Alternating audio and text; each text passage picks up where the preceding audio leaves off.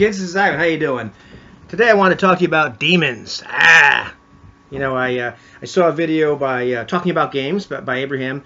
He posted today, and it was about demons, and it was pretty cool. I'm going to put a link to it in the comments section below.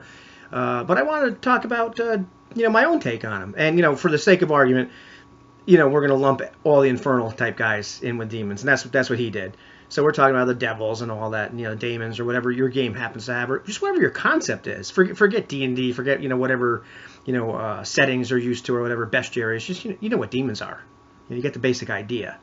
And so there's just some great concepts. You can certainly it's always cool to have like these standard old demons. You think of that are these big, really powerful creatures that scare the bejesus out of you, or maybe that you have some characters that actually have to fight them, or what have you. But the typical terrible, nasty guys. For me, I even kind of lump in some of the Cthulhu type nasties in there as well, because they're sort of demonic. They're these otherworldly beings. However, what I really like is for a shtick or a take on demons in games a lot of times is to have them be kind of amoral. So they're not really evil. They're just kind of amoral. And the other thing I really like to use for when I'm using some kind of demon, and typically, I like to use a shapeshifter. I like something that presents as human for the most part. But not always. But I like that's the easiest way for people to interact with them. The other thing I really like is that whatever the heck it is that these demons want, it's really kind of incomprehensible. You can kind of understand and explain part of it. But even as a game master, you're not really sure what the hell it is that they really want. Their desires, their goals, their pursuits are really just almost incomprehensible, to the point where what we want and what we do is incomprehensible to a tardigrade, or an amoeba or whatever other kind of little creature you want to talk about.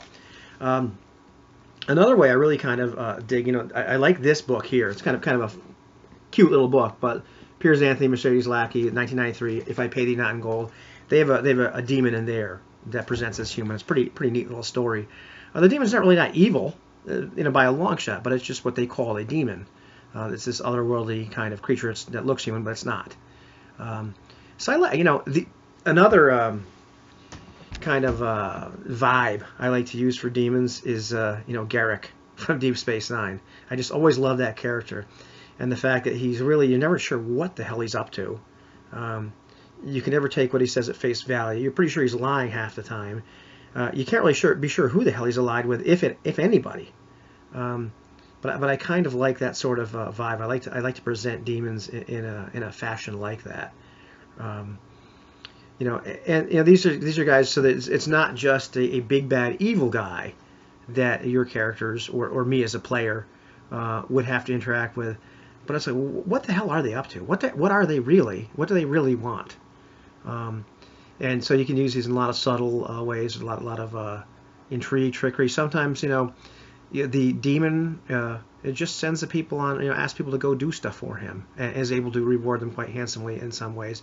Maybe they never really sure this guy was a demon until later they find out that there's something otherworldly about him or different. So those are just ideas. I know there's a ton of other different ways to fluff out demons, quote unquote. Those are just some of my favorites. And then of course it's always neat to have like a pretty nasty bad battle, or a demon that just scares the crap out of you. You have to run. So that's my stuff about demons. And for those of you curious, this is a 1986 4-string Tobias bass made by Mike Tobias himself. There's a headstock. Found that in a shop one day and had to buy it. Like, it'd be stupid if I didn't. So that's it. Have a good one.